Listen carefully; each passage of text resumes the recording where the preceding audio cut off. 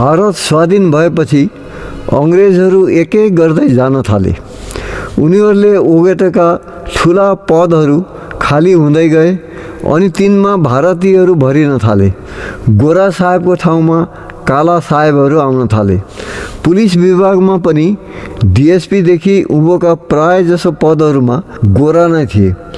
कताकति एकाध डिएसपीहरू भारतीय देख्न पाइन्थ्यो। शिलङमा एसपी साहेब पार्सन थियो, जो मेरो निम्ति त भाग्य विधाता नै भइदिएको थियो। ऊ पनि अब बिदा लिने भएको थियो। उसको बिदाईमा पुलिस क्लबमा एउटा सानो पार्टीको आयोजन गरेको थियो। थानाका केही अफिसरहरू पनि सामेल थिए त्यस पार्टीमा। पार्सन साहेबले सबैसित हात मिलायो र बिदा माग्यो।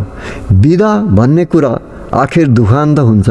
मेरा आँखा डबडबाए बाबु पार्सन साहेबलाई अन्तिम सलामी दिएर बिदा गर्दा। पार्सनले बिदा लिएपछि 1 वर्ष जस्तो माझमा एउटा बङ्गाली साहेब आयो एसपी भएर। अनि आयो एकजना खसिया हेमिल्टन सिंह खासी। हेमिल्टनलाई अङ्ग्रेज पाद्रीहरूले शिक्षा दीक्षा दिएका अरे।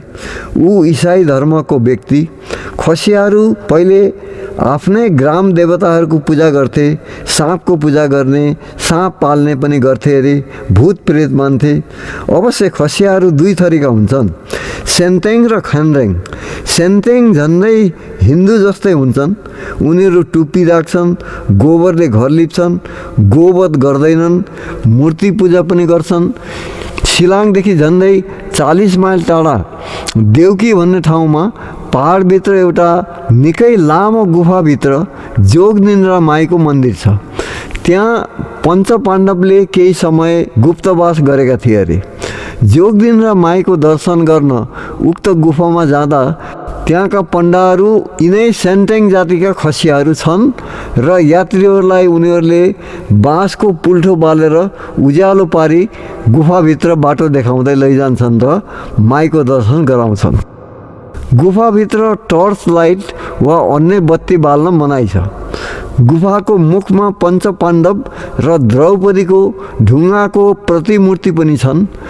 गुफाको माझ एक ठाउँ कतैबाट सूर्यको प्रकाश पनि छिरेर आउँछ अरे, जो गुप्तवास कालमा द्रौपदीलाई सूर्यको दर्शन गर्न छिद्र पारिएको अरे। म कतिचोटि डिप्टीमा देउकी पुगेर पनि जोगनिन्द्रा माईको दर्शन गर्न सकिनँ बाबु। देउकीमा देउकी नदी छ, त्यसमाथि एउटा पुल छ। त्यही पुल पार गरेर केही माइल पर गएपछि सिलेट सहर आउँछ, जो अब पूर्वी पाकिस्तानभित्र पर्छ। त्यो पुलको डिप्टी गर्न हाम्रो आर्म गार्डका सिपाहीहरू जान्थे र बेला बेला जाँच गर्न म जानुपर्दथ्यो। हेमिल्टन खासी भने खेन्द्रेङ जातिको थियो अनि खेन्द्रेङहरू प्राय जसो इसाई धर्मावलम्बी हुन्छन्। अङ्ग्रेजहरूको प्रवेशपछि अङ्ग्रेजी मिसनले यिनलाई इसाई बनाए। धर्म, शिक्षा, दीक्षा, एउटा नयाँ सभ्यता र संस्कृति उनीहरूले मिसनबाट प्राप्त गरे। हेमिल्टनलाई आइजिपीले मिसनकै सिफारिसमा डिएसपीमा भर्ती गरेको। स्वाधीनतापछि अङ्ग्रेजहरूको रिक्त ठाउँमा उसको चाँडै एसपीमा पदोन्नति भयो। एक त ऊ स्थानीय मानिस थियो, त्यसमा पनि जनजाति। पुलिस सेवामा खसियाहरू एक जात थिएनन् भन्ने कुरा अघि एक ठाउँ दर्शाए जस्तो लाग्छ मलाई। जातीय मोहवश हेमिल्टनले खसियाहरूलाई पुलिसमा भर्ती गर्ने अठोट गर्यो। आफ्नो जातिलाई भोई अञ्चलबाट ल्याएर सहरमुखी पार्नुपर्छ भन्ने विचार पलायो उसको मनमा। बडो मुस्किलले 5 जना जति गाउँका खसिया युवकलाई फकाई फुस्लाई ल्याएर पुलिसमा भर्ती गर्यो उसले। सहरको आनीबानी कुराकानी केही नबुझेका भित्र बस्तीमा बस्ने खसिया युवाहरू पुलिसको बेरेक बन्धनमा साधिन सकेनन्। 2 जना त भर्ती भएको 5 दिनपछि नै भागेर आफ्नै बस्तीमा फर्के। 1 जना चाहिँ सधैँ बिहान पिटी परेडमा ढिलो आइपुग्थ्यो। त्यसरी दिनौँ ढिलो आउने हुँदा उसको उस्तादले सजायको स्वरूप 100 चोटि उठबस गर्न लगाएछ। उठबस गरिसकेपछि पङ्क्तिमा गएर अरूसित सामेल हुन भने उस्तादले, तर उसलाई खसिया झोक चल्यो अनि भन्यो, चाहिन्न तेरो नोकरी, म नाम काट्न माग्छु। त्यसपछि परेडमा सामेल भएन। भोलिपल्ट उसलाई उसको ओस्तादसहित पुलिस अफिस एसपीकोमा हाजिर गरेँ मैले। एसपीले आफ्नै भाषामा निकै सम्झायो, तर ऊ नोकरी नगर्ने नै भयो। सरकारी किट बक्स, पोसाक आदि सबै बुझाएर बिदा भयो। अब 2 जना रहेका थिए। 3 महिनासम्म टिकेकै थिए र टिक्लान जस्तो लागेको थियो। ती मध्ये एकजना एक दिन एउटा साथीसित नजिकैको चलचित्र भवनमा सिनेमा हेर्न गएछ। साथीले लगेर तेस्रो श्रेणीको सिटमा बसायो उसलाई। जीवनमा पहिलोचोटि बाइस्कोप हेरेको। पर्दा खुल्ने बित्तिकै सेतो पर्दामा रङबिरङका मानिस, चित्र विचित्र जङ्गल, छाँगा छहरा, जङ्गली जनावर, हात्ती घोडा देख्दा छक्क पर्यो।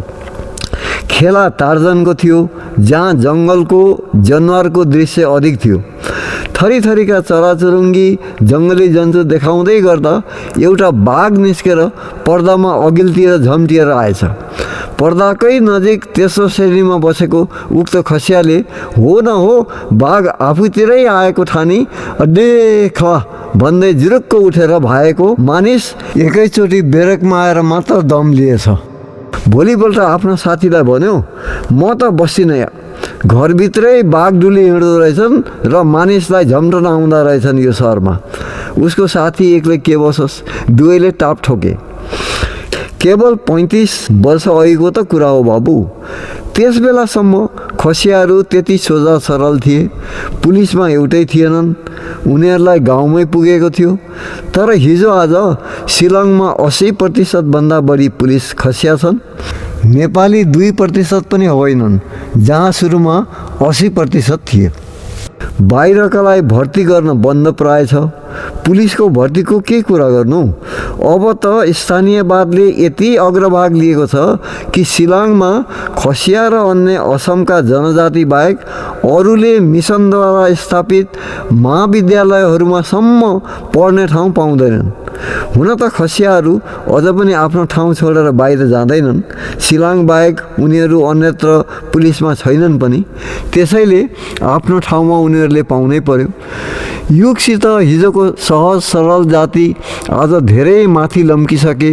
शिलङ सहरमा सुरुमै खुट्टा टेक्ने नेपाली आज सहरबाट विलोप हुँदैछन्। सहर बढ्दै जाँदा जङ्गल चाप्दै जाने प्रकृति र प्रवृत्ति छ हाम्रा मानिसमा। मानिस सभ्य र शिक्षित हुँदै जाँदा भित्र बाहिर आफ्नो बिरानो स्वजाति परजाति छुट्याएर हेर्ने दृष्टिभङ्गी पनि बन्दै जाँदो रहेछ क्यार। जगतै आफ्नो भन्ने भावना बिलाएर तेरो र मेरोको होडबाजी पलाउनमा भौतिक तथा वैज्ञानिक विकासको उदय र आध्यात्मिक चिन्तनको ह्रास पनि कारण हो क्यार बाबु। जनसङ्ख्या वृद्धि अर्को कारण हो, जसले मानिसको अभाव बढेको छ र मानिसको मनोभावना सङ्कुचित पार्दै लगेको छ। रिजर्भ पुलिस आर्म ब्रान्चमा जमदार अर्थात् सब इन्सपेक्टरभन्दा माथि पदोन्नति हुने व्यवस्था थिएन असममा त्यस बेलासम्म। ज्येष्ठ जमदार रिजर्भको दायित्वमा रहन्थे र उनी सुबेदार बराबरै गनिन्थे। स्वाधीनतापछि सन् 1949 देखि रिजर्भ पुलिसबाट पनि इन्सपेक्टरमा पदोन्नति हुने व्यवस्था भयो। पहिलोचोटि ज्येष्ठताको क्रमले 6 जना इन्सपेक्टर भए र जहाँ रिजर्भ पुलिसको सङ्ख्या 4 प्लाटुनभन्दा अधिक थियो, ती सहरहरूमा नियुक्ति गरिए। शिलङमा पुलिसको सङ्ख्या 3 प्लाटुन मात्र थियो र 3 जना जमदार थिए। त्यहाँ इन्सपेक्टरको ठाउँ थिएन। पहिलो निर्वाचनमा मेरो पदोन्नति हुन सकेन, कारण मभन्दा सिनियर नै 10 जना जति थिए। अवश्य सब इन्सपेक्टर भए पनि शिलङ रिजर्भको सम्पूर्ण दायित्व ममाथि थियो। सन् 1950 मा मेरो पदोन्नति भयो। म इन्सपेक्टर भएर गुवाहाटी सरुवा भएँ। झन्डै 12 वर्षपछि म फेरि उही आफ्नो पुरानो ठाउँ गुवाहाटी आइपुगेँ, जहाँदेखि मैले पुलिसको जीवन आरम्भ गरेको थिएँ। हौलदार छँदा सजायको रूपमा शिलङ सरुवा गरिएको आज फेरि पुरस्कारको रूपमा इन्सपेक्टरमा पदोन्नति भएर पुलिस रिजर्भको कार्यभार वहन गर्न आइपुगेँ म गुवाहाटी। हाल गुवाहाटीका इन्सपेक्टरले बिदा लिएको हुँदा उनको ठाउँमा अस्थायी रूपमा पदोन्नति भएको थियो र जान केटाकेटी शिलाङमै छोडिराखे। मलाई पुर्याउन जेठो छोरो र मेरो अर्दली देवीदत्त बाजे आएका थिए साथमा। उनीहरू गुवाहाटी हेर्न र कामाख्या देवीको दर्शन गर्न चाहन्थे। त्यसबेला भर्खरै गुवाहाटी शिलाङ बस चलाचलको व्यवस्था कमर्सियल केरिङ कम्पनीको हातबाट आसाम सरकारले आफ्नो व्यवस्थामा लिएको थियो। बसको भाडामा वृद्धि गरेर सिटहरूको व्यवस्था पनि अलि राम्रो मिलाएको थियो असम सरकारको परिवहन विभागले। हामी गुवाहाटी बस अड्डामा ओर्लेर घोडाले तान्ने बग्गीमा चढेर पुलिस रिजर्भ पुग्यौँ। त्यस बेलासम्म गुवाहाटीमा घोडा बग्गी टमटम आदि चल्ने गर्थे र रिक्साको चलन छुटपुट मात्र देखा पर्थ्यो। बिस्तारै सहर फैलँदै जाँदा घोडाका बग्गी टमटम कहिले अलप भएर तिनको ठाउँ सम्पूर्ण रिक्साले ढाक्यो थाहा पनि भएन। मैले पहिलोचोटि गुवाहाटी देख्दा यहाँ राँगा गाडीहरू चल्दथे। पछि पछि घोडा गाडीहरू बिस्तारै देखा परे अनि राँगा गाडीहरू हराउँदै गए। त्यसबेला सहरभरिमा 12-15वटा साइकल, 4-5वटा पुराना मोडेलका गोरा साहेबहरूका कार, 2-4 लोहरी, बस यति नै थिए यातायातका साधन। अहिले अर्थात् 1950मा कार ट्याक्सीहरू निकै देखिने भएका थिए। माल ढोनी गर्ने घोडा गाडी देख्न पाइन्थ्यो। लोरी, भ्यान, जिपहरू, बासहरू प्रशस्तै भइसकेका थिए। पुलिस निजाममा पनि चेब्रोलेट कम्पनीको ट्रक, पिकअप, भ्यानहरू, केही जिप गाडी थिए। फायर सर्भिसका गाडी प्रशस्त थिए। यसरी समयको गतिसित परिवहनले पनि निकै गति लिइसकेको थियो। परिवहनले द्रुत गति लिन आरम्भ गरेको थियो। वास्तवमा दोस्रो महासमरको सङ्ग्राम लीला देखिने। हामी सोझै त्यस बेलाका इन्सपेक्टरकै बङ्गलामा पुग्यौँ। उनी 2 दिनपछि मलाई सबै कुराको भार बुझाएर जाने भएका थिए। उनको बङ्गलामा 2वटा मूल कोठा थिए, भान्साघर र स्टोर कोठा छोडेर। परिवार साथमा नभएकोले उनले एउटा कोठा ओगटेका थिए र अर्को खाली थियो। हामीले त्यही खाली कोठामा आफ्नो सामान थन्कायौँ र ओछ्यान ठिक पार्यौँ।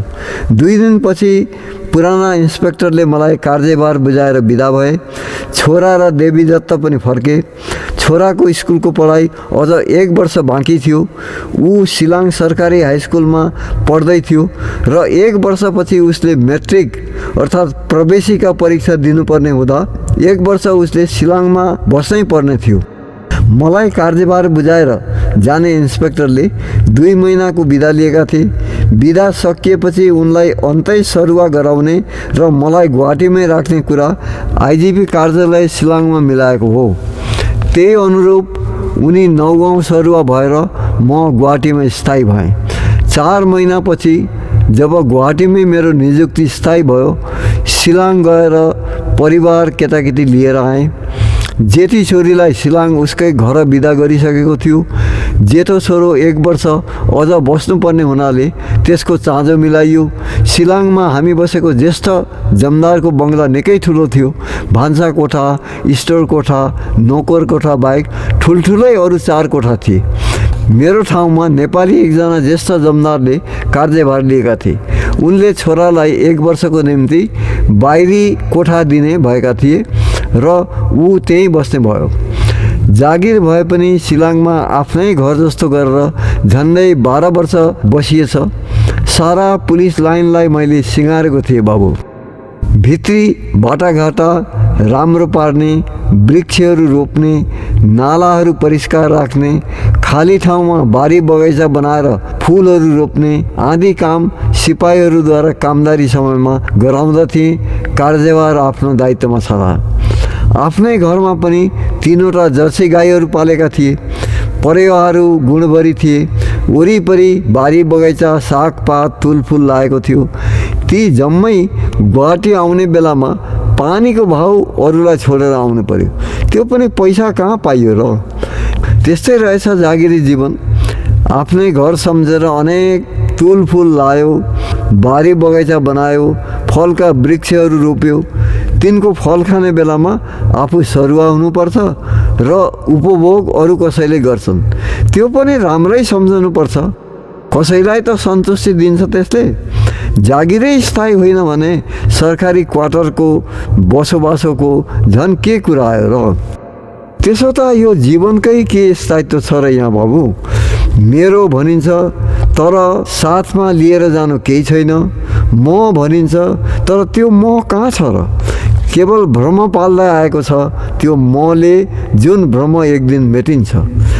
वार्धक्यले होला मलाई यस्तै क्षणिकता र व्यर्थताको भावले सताउँछ बाबु अचेल धेर जसो। सन् 1950 को अगस्त महिनामा भारतको स्वाधीनता दिवसको छेउछाउ कता हो, एक साँझ रोल कल सकिएपछि आफ्ना क्वार्टरतिर लाग्न अघि रिजर्भ कार्यालयबाट बाहिर टुनी खेल छेउ हामी कतिपय रिजर्भ बाबु, एकजना जमदार, स्टोर बाबु र म उभिएर कुरा गरिरहेका थियौँ। एक्कासी हामीले टेकेको जमिनमाथि उचालिएको फेरि ओह्रालिएको फरन्न घुमेको विचित्र अनुभव गऱ्यौँ। छेउको पोखरीका माछा माथि माथि उफ्रेर पछार खाएको चाल पायौँ। नजिकमै बेरेकबाट सिपाहीहरू हरिबोल हरिबोल कराउँदै बाहिर मैदानमा निस्केर दौड्न थाले। फ्यामिली लाइनका आइमै केटाकेटीको सामूहिक अतासिएको स्वर सुनियो। टोकोबारीतिर आसाम ट्रङ्क रोडमा पनि मानिसको कोलाहल सुनियो। यी सबै कुरा 40 सेकेन्डभित्र टुङ्गिए। रिजर्भ बाबुले भन्यो, भूकम्प आश्चे हो, भुइँचालो नै गएको रहेछ वास्तवमा। असम भनौँ समग्र पूर्वोत्तर भारतमा अहिलेसम्म गएका ठुलो भुइँचालोमध्ये यो एक थियो। गुवाहाटीमा उति साह्रो क्षति भएन, कता कति एक दुई पुराना घरहरू ढले। भोलिपल्ट थाहा भयो ब्रह्मपुत्र नदी सागरमा ढेउ आए जसरी उछालिएको थियो अरे। केही नाउहरू बेपत्ता भएछन्, केही मानिस नाउहरू घोप्टिँदा डुबेर मरे। कति मरे सठिक सङ्ख्या थाहा भएन। तर यो भुइँचालोले असमको भूगोलमै एउटा परिवर्तन ल्याइदियो बाबु। यस भेगको मानचित्रमै खलबली आयो। इजिप्टलाई जसरी नील नदीको वरदान मानिन्छ, तर असमको निम्ति ब्रह्मपुत्र नदी वरदान पनि हो अनि अभिशाप पनि। कुन चाहिँ बढी हो त्यो भन्न गाह्रो पर्छ। वर्षामा ब्रह्मपुत्रले ल्याएको लेदो माटोले गर्दा यहाँको खेतीपाती सप्रन्छ। ब्रह्मपुत्रले स्वच्छ निर्मल जल असमवासी जनसाधारणलाई दैनन्दिन व्यवहारको निम्ति दिएको छ। ब्रह्मपुत्रमा नाउ जहाजको चलाचलले यस भेगको परिवहनको ठुलो साधन मात्र होइन, यसले यातायातको साधनलाई समुद्रीय बन्दरगाहसम्म जोडेको छ। पानी जो जीवन हो त्यसको मूल स्रोत यहाँ ब्रह्मपुत्र नदी हो, चाहे खेतीपातीको निम्ति होस् अथवा पशु प्राणी, जीव जन्तु, मानिस आदि सबैको आवश्यकीय व्यवहारको निम्ति। वर्षामा तर जब पहाडतिर भीषण वर्षाको प्रकोपले लोहित गङ्गा सङ्ग्रालिएर बढ्न थाल्छ, ब्रह्मपुत्रमा आएको बाढीले मानिस, पशु प्राणी, जीव जन्तु सबैको जीवन अस्तव्यस्त हुन्छ। हजारौँ मानिस बेघरबार हुन्छन्। लाखौँ हेक्टर जमिनको खेती स्वाहा हुन्छ। नदीले गडा लडाउन थालेपछि अथवा जमिन काट्न थालेपछि गाउँका गाउँ नदीका गर्भमा भासिन्छन्। हजारौँ बिघा खेतीको माटो बगरमा परिणत हुन्छ। वर्षेनी जस्तो बाढी र गडा लड्ने प्रकोपले जब यहाँको अधिकांश जीवन त्राही तराई हुन्छ, त्यसबेला लाग्छ ब्रह्मपुत्रबाट पाएको अपदानलाई यसले ल्याउने अभिशापले नै जितेको छ कि क्या हो। सन् 1950 सालको आसामको भुइँचालोपछि नै ब्रह्मपुत्र नदीले आफ्नो दिशा परिवर्तन गर्न थाल्यो। यसको गतिमा परिवर्तन आयो। ठाउँ ठाउँ ब्रह्मपुत्रले आफ्ना छेउको जमिन काटेर गडा लडाउँदै एकातिर ढेसिएर बग्न थाल्यो। अनेकौँ इलाकाको हरियो भरियो खेतीपाती, सघन वन, ठुला ठुला रुख वृक्ष, गाउँ बस्तीका झुप्रादेखि लिएर सहरका अट्टालिकासम्म सबै यसले आफ्नो गर्भमा समेट्न थाल्यो। उता उपर आसाम सदियातिर ब्रह्मपुत्र ठाउँ ठाउँ आफै फाटेर कैयौँ हाँगामा परिणत भएर टापुको सृष्टि गर्दै बग्न थाल्यो। जमिन धसिएर धाँधा धाँधा भए अनि तिनमा नदीको पानी बग्न थाल्यो। यस भुइँचालोले जमिन धाँधो धाँधो भएर फाट्दा गाउँका गाउँ माटामुनि विलिन भए। कति गाई बस्तु, मानिस नदीमा बगेर बेपत्ता भए। यसको प्रकोप वर्षौँसम्म चल्दै रह्यो। ब्रह्मपुत्रले पूर्ण रूपमा आफ्नो दिशा परिवर्तन गर्न थाल्यो। वर्षाकालमा जब नदी बढेर बाढी आउन थाल्छ अनि नदीले छेउको जमिन पनि काट्न थाल्छ। यसरी गडा लड्दै गएर गाउँ मात्र के कैयौँ सहरै सखाप भए।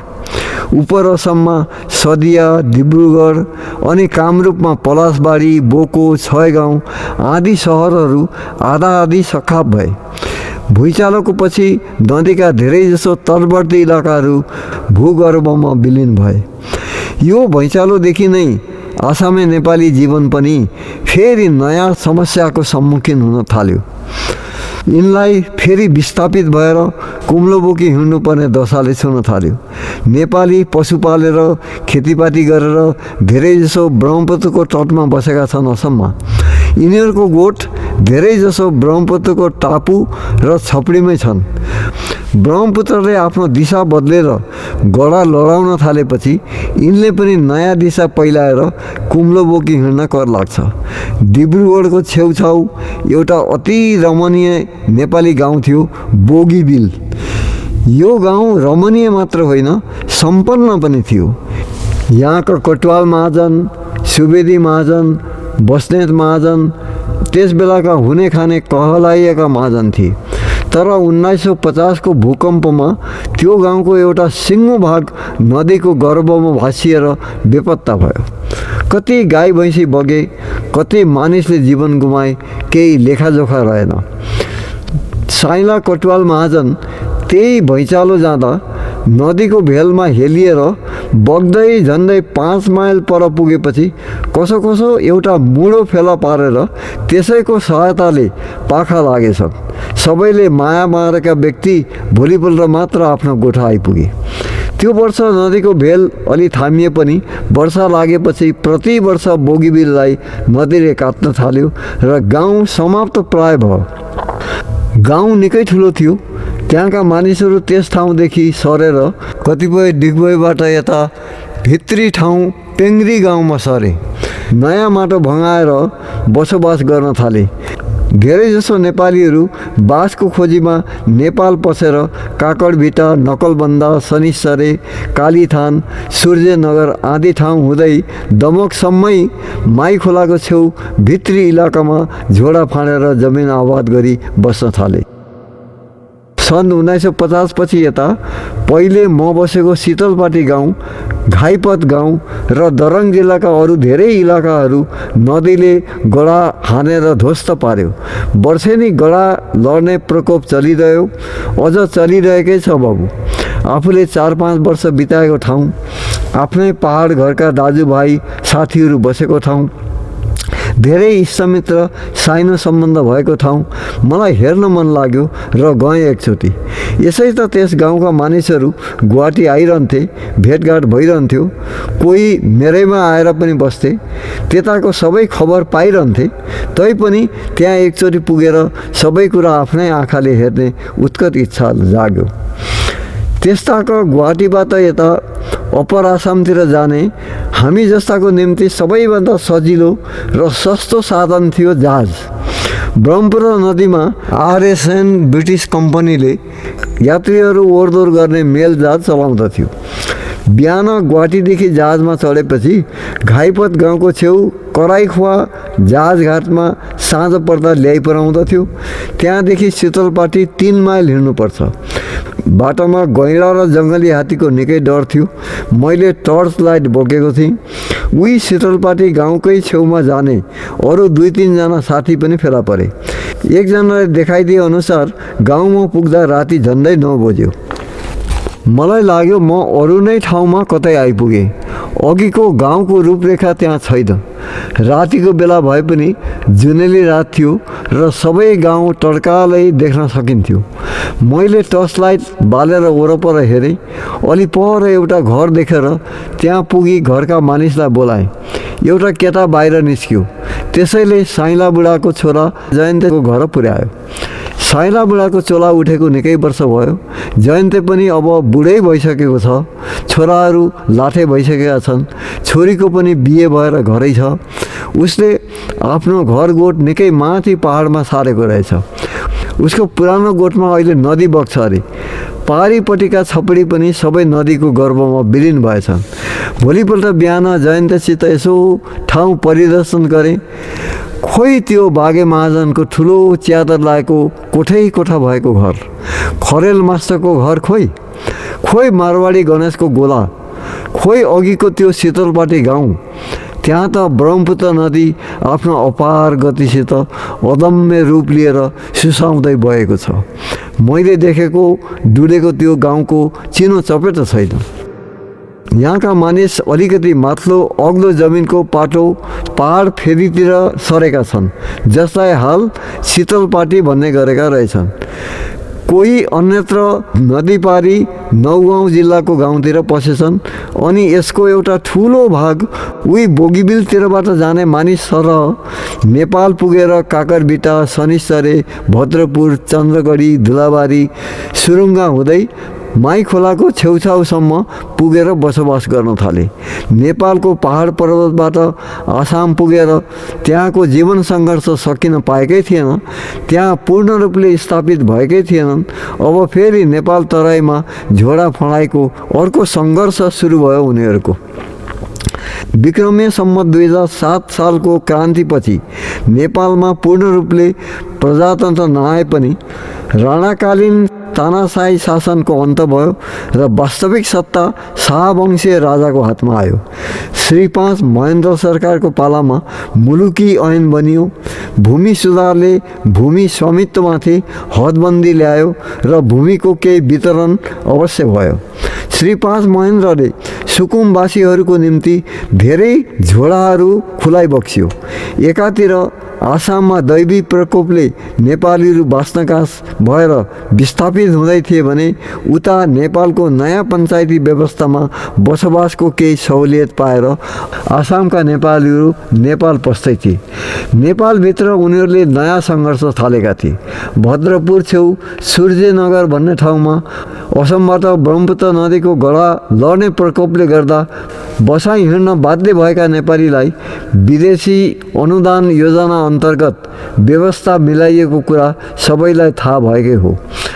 त्यसरी शनिश्चर छेउ कालीथान भन्ने ठाउँमा नेपालीहरू अहिले पनि आसामकै चालचलनले बसेका छन्। आसामबाटै सिकेर गएको सिप त्यहाँ देखा पर्छ। त्यहाँ घर घरै तामुल र नरिवलका बुटा रोपेका छन् उनीहरूले। असमकै छपडी हुँदो जस्तो काँधमा गाम्चा हालेर हिँड्छन् उनीहरू। अझ भएन अरूले नबुझ्ने किसिमले पाल्सी कुरा उनीहरू असमिया भाषाबाट गर्छन्। यसरी सन् 1950 को पछि वर्षेनी लगातार जस्तो ब्रह्मपुत्र नदीको जमिन काट्ने प्रकोपले नेपालीहरू विस्थापित हुँदै हिँडेका छन्। तिनमा कतिपयले आसाममै यताउति पुनरावासको व्यवस्था मिलाउन सक्षम भएका छन् भने निकै जसो नेपाल पसेका छन्। यसपछिका दिनहरू क्रमशः असमवासी नेपालीहरूको निम्ति निकै जटिल बन्दै गएका छन् बाबु। त्यसका धेरै कारणहरू छन्। भारत, पाकिस्तान र हिन्दुस्तानमा विभाजन भएपछि पूर्वी पाकिस्तान, हालको बङ्गलादेशका प्रायजसो हिन्दूहरू पूर्वोत्तर भारतको विभिन्न इलाका, भनौँ बृहत्तर असमको विभिन्न ठाउँमा पस्न थाले। हिन्दू मात्र होइन, त्यहाँ पश्चिम पाकिस्तानको शासनतन्त्रको कुव्यवस्थाले गर्दा धेरै बङ्गाली मुसलमानहरू, मैमानसिंहेहरू पनि असम पस्न थाले। यसरी पस्ने मुसलमानहरू छपडी इलाका, जो नेपालीहरूको खुटी पाल्ने खर्क हो, त्यही दखल गर्न थाले। उनीहरूको चरण मासिँदै गयो र पशुपालनको मूल पेसामा ठुलो धक्का पर्न थाल्यो। अर्कोतिर सरकारले वन संरक्षणको व्यवस्था हातमा लिन थाल्यो। काजीरङ्गा, मानस आदि इलाकाका जङ्गलहरू राष्ट्रिय संरक्षित वनाञ्चलको रूपमा घोषणा भएपछि त्यहाँबाट नेपालीहरूका गाई भैँसी हटाइए, गोठहरू भत्काएर उच्छेद गरियो। यसरी बाँस र घाँसमा हनन भएका नेपालीहरूले आफ्नो पितृस्थलोमै फर्केर जानु उचित ठाने अनि नेपाल पसे। सँगै आसाममा अनेकौँ समस्याहरू भ्याउन थाल्यो। कहिले भाषा आन्दोलन, कहिले विदेशी बहिष्कार आन्दोलन, साम्प्रदायिक दङ्गा, जनजाति इलाकाहरूमा अलगाववादी भावना, यी सबै कुराले गर्दा धेरै नेपालीहरू असमको आफ्नो स्थायी बासलाई त्यागेर नेपाल पसे। एक समय बसाइ सरेर नेपालबाट असम पसेका नेपाली फेरि बसाइ सर्दै आफ्नो पितृथलो नेपालमै घर पैँचो गर्न पुगे। गाउँ बस्तीमा जमिन किनेर गोठ पालेर खेतीपाती गरेर शिक्षाको निम्ति स्कुल पाठशालाहरू स्थापना गरेर आफ्नो नेपाली भाषा संस्कृतिलाई जोगाड्दै आसामी भाषा संस्कृतिलाई पनि अगाडि स्थायी मनोभावले यहाँको मूल स्रोतसित गाभिएर बस्न खोज्ने धेरजसो नेपाली नेपाल पूर्व खण्डबाट आएका छन्। पश्चिम नेपालबाट आउने नेपालीहरू धेरजसो सहरी इलाकामै सानोतिनो रोजगार वा व्यापार गरेर बसेका छन्, चाहे त्यो आसाममा होस् अथवा भारतको अन्य प्रान्तका सहरहरूमा। उनीहरू यहाँ स्थायी मनोभावले बसेका छैनन्। आफ्नो घरदार परिवार उनीहरूको नेपालमै पनि छ। आफ्नो काम र पसिनाद्वारा केही धन साथेर उनीहरू फेरि नेपालै फर्कन्छन्। स्थायी रूपमा आफ्नो घरदर यतै बनाएर बसेका नेपालीहरू पनि बेला बेला परिआउने अनेकौँ समस्याले गर्दा फेरि नेपाल फर्केर गएको कुरा पनि यहाँ नकार्न सकिँदैन बाबु। यो सत्य तथ्यमा आधारित कुरो हो। मैले यहाँ यति किन भने बाबु, नेपालीहरूमाथि सदैव यो आरोप सुनिँदै आएको छ कि उनीहरू आसाम आइ नै रहेका छन्, भरि नै रहेका छन्। आफ्नो आसामको थातबास छोडेर उनीहरू जान पनि बाध्य भएका छन्। यो कुरा यहाँ कसैले उल्लेख गर्दैन। जे होस्, नेपाली जहाँ गए पनि आत्मसम्मानले बाँचेको छ। जहाँ बसे पनि त्यस ठाउँप्रति इमान्दार रहँदै आएको छ। उसले जहाँ पनि सदैव सेवा प्रदान गर्दै आएको छ, शोषण कसैको गरेको छैन। शीतलपाटी गाउँबाट म 3 दिनपछि उदास मन लिएर उही जहाजको बाटो गरी फर्केर आएँ बाबु। प्रकृति पनि परिवर्तनशील छ। यसको स्थिति सधैँ एकनास रहँदैन। यो ब्रह्मपुत्र नदी हजारौँ वर्षदेखि बगिरहेको छ। यसरी आफ्नो दिशा कतिचोटि परिवर्तन गरिसक्यो, कहाँदेखि कहाँ बग्न थाल्यो। अब फेरि छेउको जमिन लडाउँदै, आफ्नो नयाँ बाटो बनाउँदै, आफ्नो विस्तार बढाउँदै, हुङ्कार गर्दै आफ्नो वेगसित बगिरहेको छ यो नदी सागरकै रूप लिएर। यो प्रक्रिया चलिरहेको छ। एकातिर आबादी जमिन निल्दैछ नदीले, अर्कोतिर अपार रुख बगर छोड्दै जाँदैछ। छोराको प्रवेशिका परीक्षा शिलाङमै टुङ्गेपछि ऊ पनि गुवाहाटी आयो। परीक्षामा ऊ पास भएको थियो। असमकै नामी र प्रतिष्ठित एकमात्र सरकारी महाविद्यालय जो सन् 1901मा गुवाहाटीमा स्थापित भएको हो, त्यही कटन कलेजमा उसलाई भर्ती गरियो। छोरीहरूलाई पनि नजिकैको पानबजार कन्या हाइस्कुलमा भर्ना गरियो। छोरो तीक्ष्ण बुद्धिको थियो, तर गुवाहाटी आएपछि ऊ धेरजसो सामाजिक कार्यमा अल्मलिन थाल्यो। ऊ केही लेख्ने पनि गर्थ्यो। सानैदेखि लेख्न, गीत कविता कथ्न रुचि थियो उसलाई। अब त पत्रिका हुँदो पनि उसका रचना छापिन थालेका थिए बेला बेला। गुवाहाटीको समाज झिनो गतिमा अघि बढिरहेको थियो।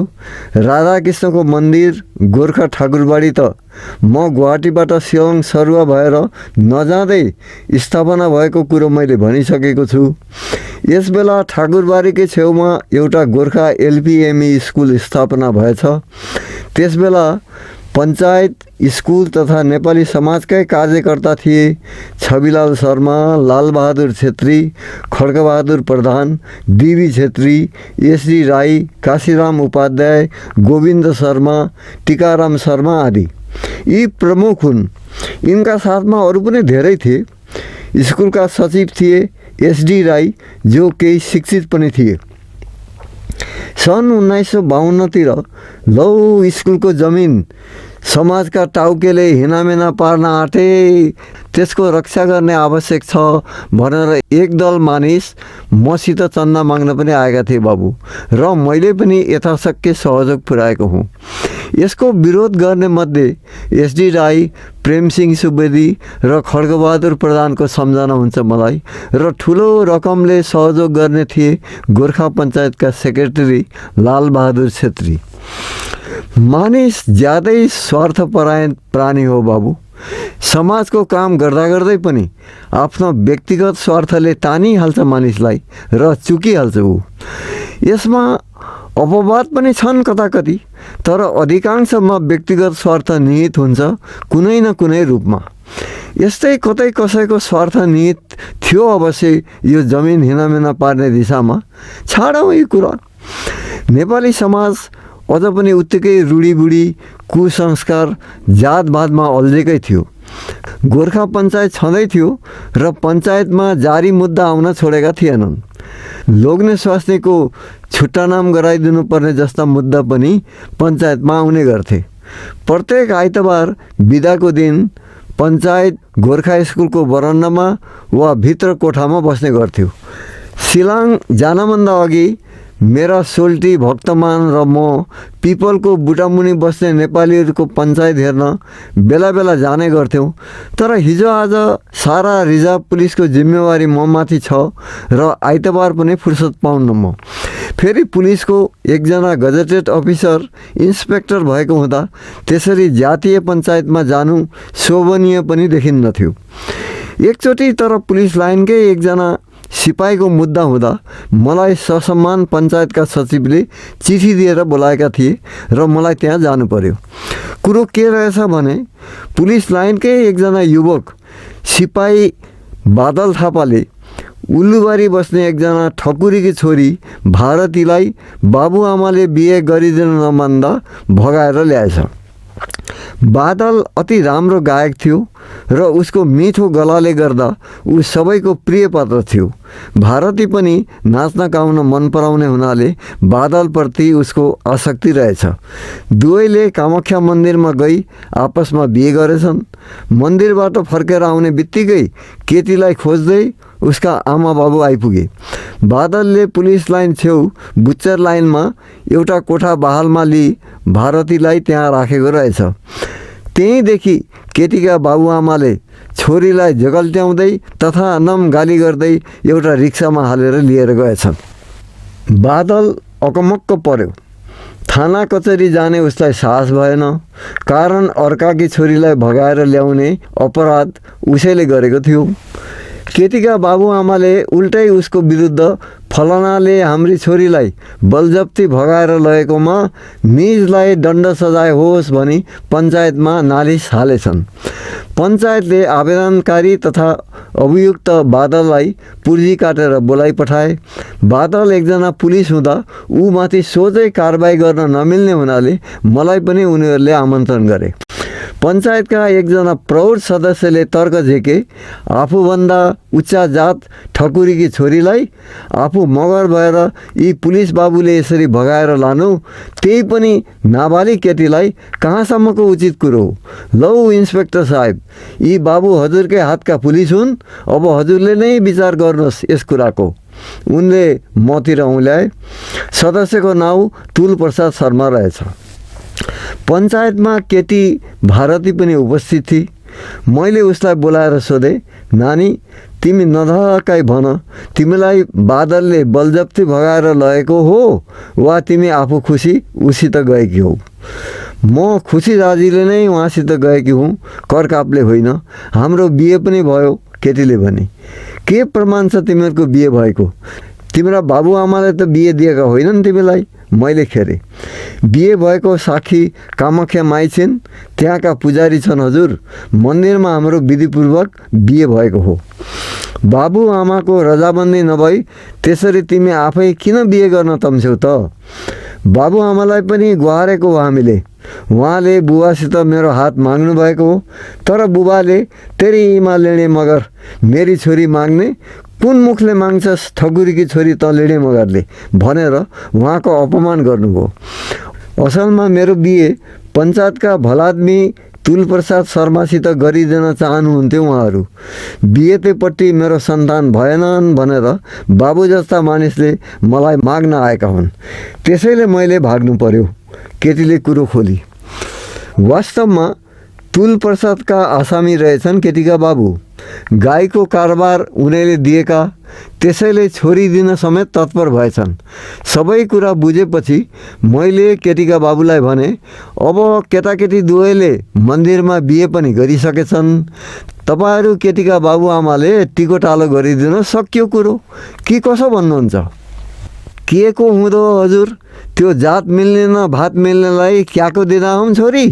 नाबालिग केटी भगाएर बलजप्ती लगेकोमा जेल जान्छ ऐन मात्रै भनेर बाबु चाहिँ बम्कियो। जातभात नमिलेर के भयो? दुवैको मन मिलिसकेपछि हिजोआज जातभात खोज्ने ऐन छैन। तपाईँ भन्नुहुन्छ नाबालिग केटीलाई आफ्नो बाबु समान उमेर भएको उमेरदारी व्यक्तिसित कसरी बिहे दिन आँट्नुभयो तपाईँले उसको इच्छा विरुद्ध? जेल त तपाईँ जानुहुन्छ केटीले उजुर गरी भने भनेर म बेसरी कड्केँ। सबैजना ठन्डा भए मेरो कुराले। पञ्चायतका सभापतिले बादललाई बोलाएर सोधे, अब के गर्न माग्छौ तिमी? म मेरी बिहे भएकी पत्नीलाई साथमा लान माग्छु बादलले भन्यो।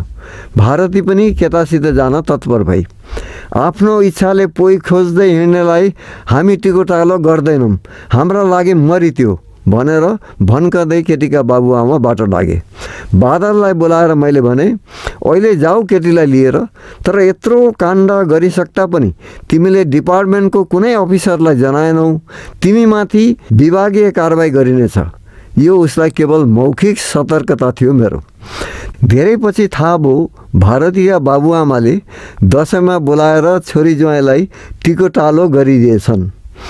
नारीलाई सधैँभरि आश्रित र कसैप्रति समर्पित भएर बाँच्ने प्राणी सम्झन्छौँ हामी, तर नारीभित्रको आत्मप्रतिष्ठा कतिसम्म माथि उठ्न सक्दो रहेछ त्यसको ज्वलन्त उदाहरण एकचोटि मैले पाएको छु बाबु, नेपालीहरूको यसै पञ्चायतको माध्यमबाट। म त्यस आइतबार पनि कुनै कारणवश पुगेको थिएँ गोर्खेहरूको यस पञ्चायतमा। विषय थियो छुट्टा नामको। एकजना व्यक्तिले आफ्नै स्वास्नीमाथि आँखा लाउँदो रहेछ। ऊ कसैसित सल्किएकी छ भन्ने शङ्कामा छुट्टा नाम गरिदिने आवेदन दिएछ पञ्चायतमा। दुवै दम्पति केही शिक्षित पनि, दुवै लोग्ने स्वास्नी उपस्थित भए। पञ्चायतले सोधखोज केरकार गर्दा लोग्ने चाहिँको शङ्का निराधार प्रमाणित भयो। स्वास्नीको चरित्रमा त्यस्तो शङ्कास्पद कुरा केही पनि थिएन। त्यस व्यक्तिले आफ्नो भुल थाहा पाएपछि स्वास्नीलाई स्वीकार्ने भयो। वास्तवमा ऊ पत्नीलाई छोड्न इच्छुक भएर आवेदन दिएको पनि होइन छुट्टा नामको। यसरी आवेदन दिनुमा उसको अति प्रेम निहित थियो। अन्तरमा ऊ जान्दथ्यो स्वास्नी निर्दोष है। ऊ केवल नसिहत दिन चाहन्थ्यो, तर्साउन चाहन्थ्यो आफ्नै पत्नीलाई छुट्टा नामको धम्की दिएर। पञ्चायतले पनि दुवैलाई मिलेर बस्नु, त्यस्तो नहुँदो दोषारोप नगर्नु भन्ने निर्देश दियो। अब अन्तिम दृश्यमा स्वास्नी चाहिँको भूमिका थियो, जुन दृश्यले पञ्चायतका सबै सदस्यलाई चकित पार्यो। उसले उठेर भनी, तपाईहरूको यो पञ्चको दरबारमा म निष्कलङ्क साबित भएँ, त्यति भए मलाई पुग्यो। तर उहाँको पछि लागेर फेरि जान म सक्दिनँ। मलाई मेरो स्वाभिमानले दिँदैन। लोग्ने स्वास्नीको सम्बन्ध विश्वासमा टिकेको हुन्छ अनि हाम्रो माझको त्यही विश्वासमा धमिरो लागेको छ र त्यो धुजा भएर चुडिएको छ। उहाँले आफ्नै मनको शङ्कामा मलाई यत्रो यो समाज समक्ष घिस्याएर ल्याउनु भयो। एउटी आइमाईको निम्ति यसभन्दा ठुलो अपमान अर्को हुँदैन। हाम्रो मन अब फाट्यो। यसलाई लिसो लाएर जोड्न सकिँदैन। अब म फेरि उहाँसित गएर उहाँकी जोइ भएर खुट्टा मुसार्न सक्दिनँ। मनमा शङ्का आएपछि त्यसले मायालाई ढाक्छ। माया बिना लोग्ने स्वास्नीको सम्बन्ध टिक्दैन। सबैजना छक्क परे। उसको लोग्ने अझ 3 छक्क पर्यो। उसले यस्तो चिताएकै थिएन। पञ्चायतका सभापतिले सोधे, त्यसो भए के तिमी छुट्टा नाम चाहन्छौ लोग्नेसित? लोग्नेसित बस्न नचाहे पञ्चायतले खुराकै तोकिदिन सक्छ तिम्रो लोग्नेलाई तिम्रो भरण पोषणको निम्ति। उत्तरमा उसले केही हाँसेर भने, जब मूल नै डुब्यो भने ब्याजको के आशा? बाबुआमाले जिम्मा लागेको लोग्ने नै काम लागेन भने उनले दिने खुराकीको आशा राखौँ म? भो चाहिँदैन। मेरो घाँटीमा अड्कन्छ यो खुराकी मलाई।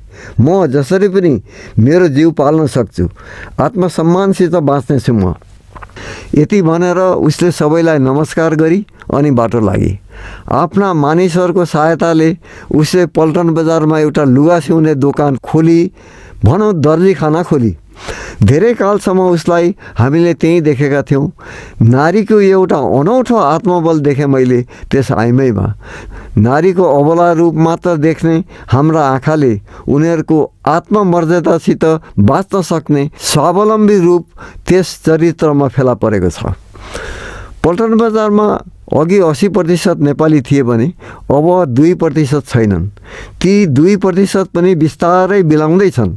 बजार बढ्दै जाँदा आफ्नो प्रकृति अनुरूप यिनीहरू पन्छिँदै गए। कोही आफ्नो देश पहाड पुगे, कोही नेपालको मधेस इलाका आबाद गर्न पुगे, कोही गुवाहाटीमै सहरदेखि टाढा 8 माइल 9 माइल 10 माइल 11 माइलको पहाडी डाँडा थुम्कातिर छट्के अनि कति अन्यत्रै सरे। शिलाङको पुलिस लाइनमा दुर्गा पूजा धुमधामसित हुने गर्थ्यो। 9 दुर्गा देवीको प्रतिमा गुवाहाटीदेखि नै जान्थ्यो। शिलाङमा प्रतिमा बनाउने कारिगर थिएनन्। मूर्ति बनाउन जुन लिसैलो माटो चाहिन्छ त्यसको पनि अभाव थियो त्यहाँ। त्यसैले ट्रकमा गुवाहाटीबाटै जान्थे प्रतिमाहरू। गुवाहाटीको पुलिस लाइनमा म पुगुन्जेलसम्म दुर्गा पूजाको प्रतिष्ठा अझ भएको थिएन। नेपालीहरूले रेलवे कोलोनीमा पहिलोचोटि सन् 1948मा दुर्गा पूजा आरम्भ गरेका रहेछन्। वास्तवमा यो पूजा हुनुपर्ने नेपालीहरूको माउथलो गोर्खा ठाकुरबाडीमा, तर त्यहाँ राधाकृष्णको मन्दिर हुनाले त्यो वैष्णव इलाका हो, त्यहाँ पशु बलि दिन निषेध छ। यता नेपालीहरूको जोसले यो पहिलो दुर्गा पूजा प्रतिष्ठामा बलि नदिई नछोड्ने भए। त्यसबेला रेलवेमा पनि निकै रेल कर्मचारी नेपाली थिए। यता प्रेमसिंह सुवेदी रेल मजदुर सङ्घका कार्यकर्ता, उनीहरूले रेल म्यानेजरबाट बलि दिनको निम्ति अनुमति प्राप्त गराएछन्। पूजा धुमधामले भयो र नेपालीहरूले दुर्गा देवीलाई राँगाको बलि पनि चढाए। त्यस दुर्गा पूजाका पुराना कार्यकर्ता मध्ये ज्योतिषी कमला प्रसाद शर्मा, काशीराम उपाध्याय, टिकाराम शर्मा आदि थिए अरे। रेलवे सुरक्षा फौजमा सब इन्सपेक्टर हुन पुगेका एकजना ज्ञान प्रसाद सुब्बा पनि थिए अरे, जो बलि दिने कार्य सम्पन्न गराउनमा जोडतोडसित लागेका थिए अरे। पछि यी सुब्बा 2007 सालको नेपाली क्रान्तिमा लागेर नेपाल पसे अरे। नेपालमा प्रजातन्त्र आएपछि उनी नेपाल पुलिसको सर्वोच्च पदमा पुगेका छन् भन्ने सुनिन्थ्यो। पछि सन् 1950देखि नेपालीहरूको दुर्गा पूजा रेलवे कोलोनीदेखि गोर्खा ठाकुरबाडीमै सर्यो र यो अद्यापै चलिरहेकै छ। बलि दिने प्रचलन भने ठाकुरबाडीमा सरेपछि हट्यो। मैले पुलिस लाइनमा दुर्गा पूजा सुरु गर्ने कुराको उत्थापन गरेँ। सन् 1950को कुरो हो यो। पुलिस रिजर्भभित्रै एउटा दुर्गा पूजा कमिटी बन्यो। एसपी साहेबलाई सभापति राखियो। सेक्रेटरी मलाई नै छाने सबैले। पोखरीको छेउ एउटा कुनामा रहेको खाली जमिनमा पण्डाल बन्यो। सिपाहीहरूले 10-11 माइल पहाडमा गएर जङ्गली बाँस काटेर ट्रकमा लिएर आउँदथे पण्डालको निम्ति। पण्डाल पनि उनीहरू आफै बनाइहाल्थे। 1950 सालमा दुर्गा पूजा धुमधामले पालन गरियो। आजसम्म यो दुर्गा पूजा चलिरहेकै छ। पुलिस लाइनमा पहिलो दुर्गा पूजा प्रतिष्ठा गराउनेमा मेरो पनि अहम भूमिका छ बाबु, जसलाई लिएर गर्व गर्न सकिन्छ। दिन, महिना, वर्ष बितेर गइरहेका थिए। समयलाई समातेर राख्ने उपाय छैन। समयलाई घटनाले बाँधेको हुन्छ। केवल आफ्नो कार्यले नापेर हेर्नुपर्छ समयको गतिलाई। यसैबीच पहाडबाट एउटा शोक समाचार आयो, मातृवियोगको समाचार। मेरी महतारीको देहान्त भएको खबर लिएर पहाडबाट एकजना आइपुगे। मेरो दुर्भाग्य, अन्तिम दर्शन पाउन सकेन उहाँको। गुवाहाटी पुलिस लाइनमै एक साताको बिदा लिएर आमाको काजक्रिया सम्पन्न पारेँ। अब म सम्पूर्ण रूपले टुरो थिएँ। बाबुआमा दुवैबाट वञ्चित। पहाडतिरको मोह बिस्तारै हराउँदै गएको थियो। केटाकेटी यतै हुर्कदै गए। यहाँको समाज, यहाँको हावापानीसित उनीहरू बढी झ्यामिएका थिए। पहाड भन्ने कुरा उनीहरूको निम्ति कल्पना बाहिरको थियो। दिन बित्दै थिए थोरै हर्ष र धेरै विस्मातलाई समेटेर। छोराको पढाइ चलिरहेकै थियो। उसले बिए पास गरेर एमएमा पनि नाउँ लगाएको थियो, तर साह्रै स्थिरता थिएन मनमा। राम्रो जागिर फेला परे त्यतै लाग्ने विचारमा पनि थियो ऊ। त्यसैले ठाउँ ठाउँ दरखास्त पनि दिइरहन्थ्यो। एमए पढ्दा पढ्दै माझमा विश्वविद्यालयमा गर्मीको बिदा हुँदा 3 महिना जति उसले केन्द्र सरकारको जागिर पनि खायो। त्यागपत्र दिएर फेरि विश्वविद्यालय धाउन थाल्यो। अलि बढी सामाजिक थियो ऊ। कहिले स्कुलको काममा लाग्थ्यो त कहिले पञ्चायतको काममा, कहिले गोर्खा लिग, कहिले साहित्य सङ्घ, अनेकौँ संस्था सङ्गठनमा अल्झेको थियो ऊ। यता बेला बेला नाटक लेख्ने, खेल्ने खेलाउने काम पनि गर्थ्यो ऊ। यहाँका नेपालीहरूले सन् 1955तिर होक्याएर नेपालीमा रामायण लेख्ने कवि भानुभक्तको जन्म जयन्ती पनि मनाउँदै आएका पनि छन्। यसमा पनि अहम भूमिका मेरो छोराकै थियो। एमए पास गरेपछि पनि निकै वर्ष रेडियोको काममा अल्झ्यो। अब उसको विषयमा बाबुलाई मैले के भन्नुपर्छ र? मलाई भन्दा बढी बाबुलाई थाहा छ। उसको सामाजिक कार्यकलापले कहिलेकाहीँ म हैरान पनि हुन्थेँ बाबु। यिनै सामाजिक गतिविधि, नाटकमा रुचि, लेखक बन्ने धुन आदिले गर्दा ऊ आफ्नो पढाइमा औसत हारदेखि माथि उठ्न सकेन। अवश्य उसको परीक्षाफल नराम्रो भन्ने होइन, तर अब्बल दर्जाको चाहिँ भन्न सकिन्न, जसको आवश्यकता उच्च कोटिको जागिर पाउनलाई पर्दछ। एउटा कुरामा भने म निश्चिन्त थिएँ बाबु, उसको चरित्रमा कतै खोट छैन। त्यसैले उसलाई मैले स्वतन्त्र छोडिदिएको थिएँ। म जान्दथेँ आफू, आफ्नो वंश, सबैभन्दा मूल कुरो मनुष्यत्वलाई कलङ्कित पार्ने काम ऊबाट हुँदैन। माझमा 2 दिन जस्तो बिराएर म एक बिहान फेरि कमान्डिङ बाका पुगेँ। उनी स्वस्थ नै देखिन्थे। बिरामी अवस्थामा पनि उनको चेहरा हँसिलो देखिन्थ्यो। छेउमा बस्दै सोधेँ, कस्तो छ बा तपाईँलाई यस बेला? उनले खिसिक्क हाँसेर भने, जहाँ थिएँ उहीँ छु बाबु। न 20 को 19, न 20 को 21। स्थिरता पनि राम्रो लक्षण मान्नुपर्छ। बढ्न त पाएको छैन नि।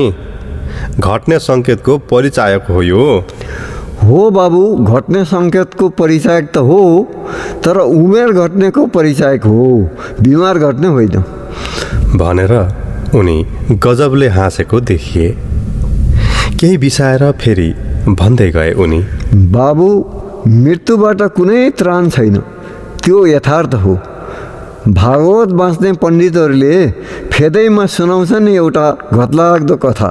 बाबुले पनि सुन्नुभएकै होला। पुराणका कथा कतिता साह्रै घतलाग्दा हुन्छन्। एकजना चोरलाई गाउँकाले खेद्दै आए। ऊ भाग्दै गयो। लुक्नको निम्ति ऊ एउटा खाल्डामा पस्न खोज्यो। देख्यो तल खाल्डामा सर्पराज फना फैलाएर बसेको छ। खाल्डाको छेउ भित्ताबाट एउटा रुखको जरा निस्केर आएको देख्यो उसले। त्यही जरालाई समातेर झुन्डियो ऊ। यत्तिकैमा कताबाट 2 मुसाहरू आएर जरा काट्न थाले। अब जरा छिन्ने प्रतीक्षामा छ ऊ। मेरो आईको जरा पनि समयका मुसाले काटिरहेका छन्। कुन दिन छिन्छ जरा अनि पर्छु सर्पराजको मुखमा, बस त्यति हो। अब मेरो पुलिस जीवनको कथा पनि निकै भइसक्यो। बाबुलाई सुन्न पुग्यो कि अझ भन्नुपर्छ? सोधे उनले। तपाईँलाई कमान्डिङ बा भन्छौँ हामी। अहिले त तपाईँ इन्सपेक्टर बासम्म मात्र पुग्नु हो, अनि कसरी टुङ्गियो र कथा? मैले भने, त्यसो भए अलि बेगसित, म कमान्डिङ त होइन, त्यो म छँदै थिइनँ। असिस्टेन्ट कमान्डिङतिर अघि बढ्छु। सशस्त्र असम पुलिसमा पहिले सब इन्सपेक्टर अथवा जमदारसम्म मात्र पदोन्नति हुन्थ्यो भन्ने कुरा मैले अघि कतै भनिसकेको छु। सशस्त्र विभागका बन्दुकधारी पुलिसहरू प्राय अशिक्षित हुन्थे र सिपाहीदेखि सब इन्सपेक्टरसम्म पुग्नु उनीहरूको निम्ति धेरै थियो। पछि सब इन्सपेक्टरदेखि माथि इन्सपेक्टरसम्मको पदोन्नति हुने व्यवस्था भयो, जसले गर्दा म पनि यो पदसम्म आइपुगेँ। यो गेजेटेड र्याङ्कको पद हो। यसभन्दा माथि आर्म ब्रान्चमा पदोन्नति हुने व्यवस्था थिएन, अर्थात् आर्म ब्रान्चबाट जानेहरू डिएसपी अथवा बटालियनको भाषामा भन्दा असिस्टेन्ट कमान्डेन्ट हुन पाउँदैनथे। सन् 1955-56 नयाँ नयाँ फोर्सहरू जन्मन थाले। पूर्वी पाकिस्तानको अर्थात् अहिलेको बङ्गलादेश सीमा सुरक्षाको निम्ति सीमान्त सुरक्षा बाहिनी बीएसएफ बन्यो।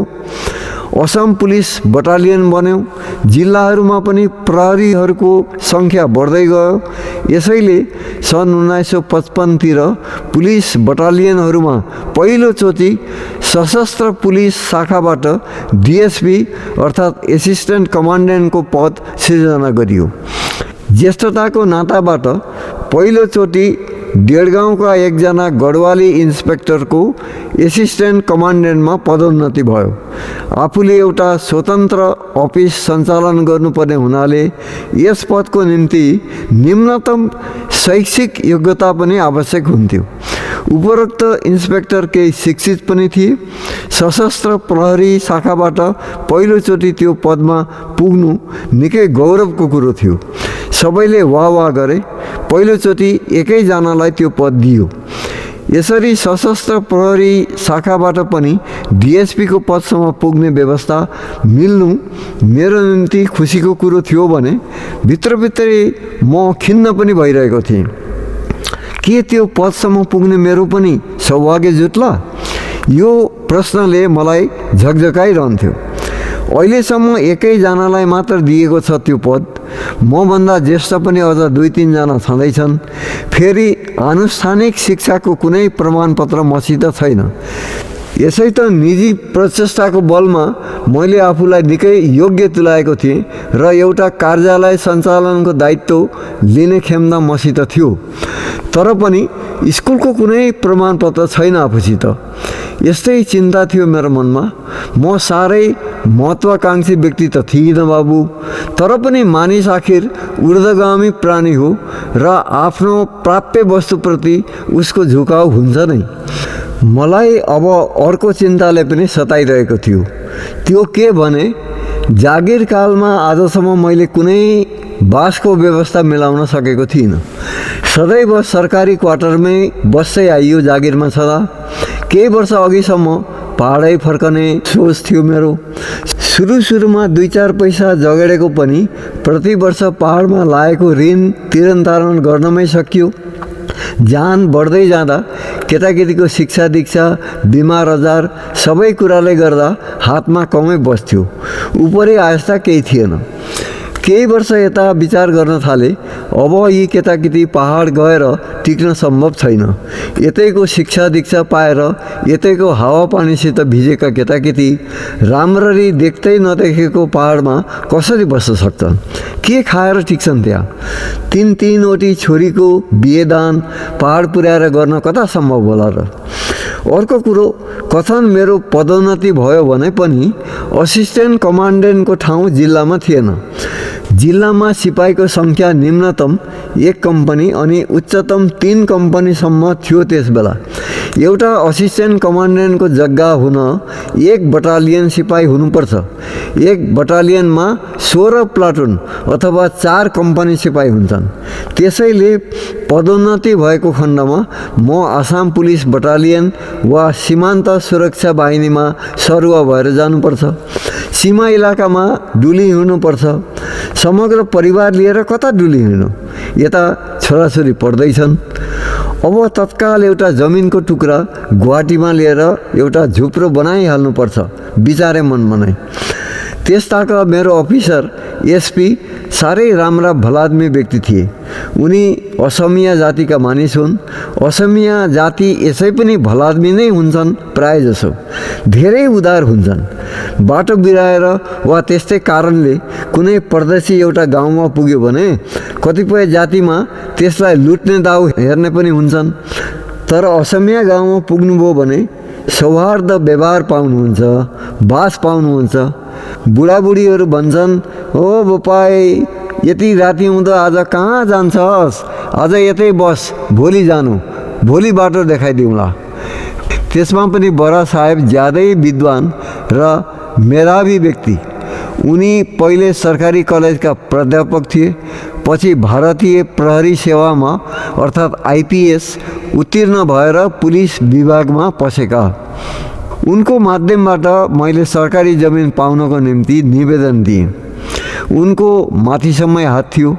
उनले जमिन पनि नदिलाएका होइनन्, तर बाबु बङ्गालीहरू भन्ने गर्छन् गाडी बाडी आरु नारी, अर्थात् राम्रो वाहन, राम्रो घरबारी अनि राम्री पत्नी, यी कुरा भाग्यले मात्र पाइन्छ।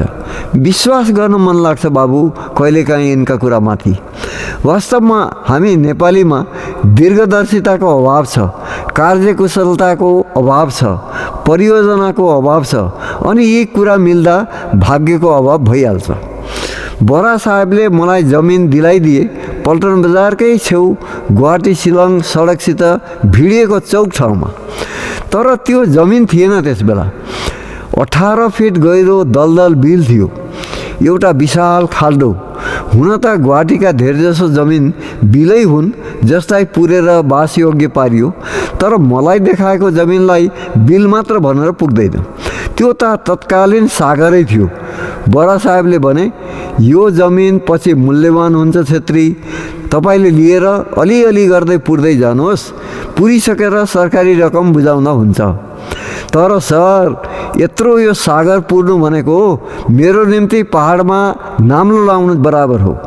भो चाहिँदैन मलाई यो खाल्डो, मैले भने। फेरि त्यताको कुरै हरायो। आज कहाँ छ त्यो खाल्डो? त्यो त व्यापारको केन्द्रस्थान भएको छ। त्यहाँ 3 तले भवनहरू छन्। त्यहाँ अब जमिन पाउने कुरै भएन। पाइए पनि त्यसको मोल 50 लाख रुपियाँ कट्ठाभन्दा कम हुँदैन। यसलाई मेरो दुर्भाग्य भन्नु अथवा दीर्घदर्शिताको अभाव वा दुवै। चानमारीमा जमिन हेऱ्यो। खेतका गराहरू थिए त्यहाँ। एउटा नेपाली परिवार गाई पालेर बसेको थियो त्यस ठाउँमा। उसैबाट थाहा पाइयो मालिकले बेच्न खोजेको छ जमिन। मूल सडकको छेउमा 800 रुपियाँ कट्ठा मोल राखेको छ, अनि भित्री बाटोमा 600 रुपियाँ।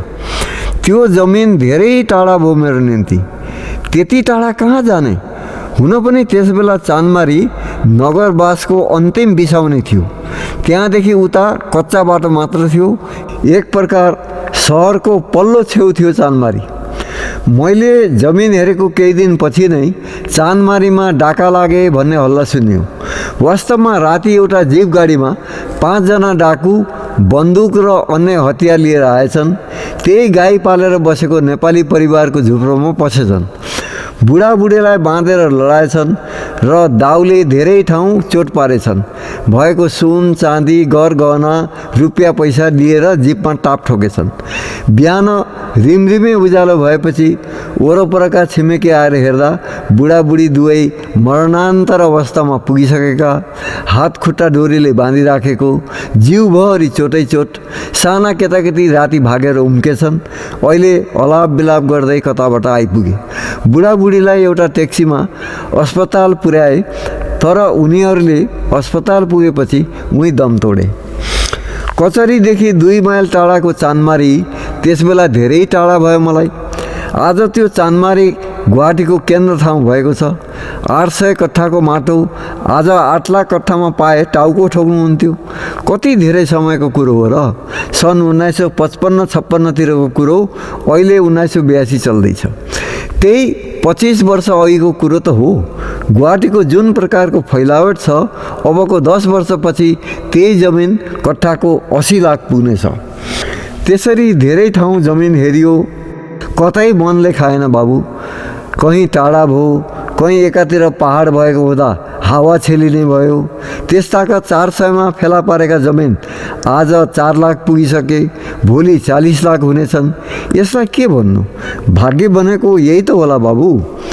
रियाबारीमा एक ठाउँ एउटा जमिन हेरियो। जमिन एकजना बिहारीको हो भन्ने थाहा लाग्यो।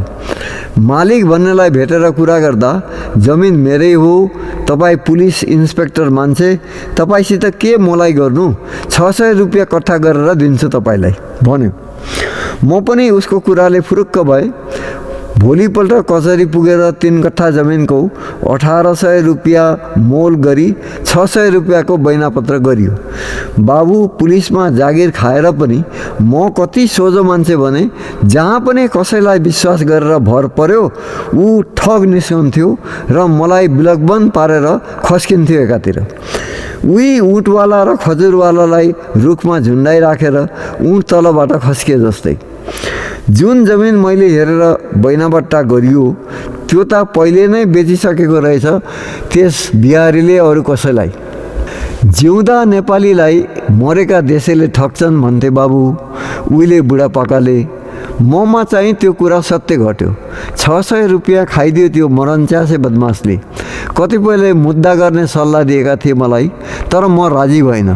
अब म एकजना पुलिस अफिसर मानिस साधारण एउटा दलाल व्यक्तिबाट ठगिएको कुरा अदालतमा उत्थापन गर्नु आफैलाई लाज लाग्ने कुरा भएन र?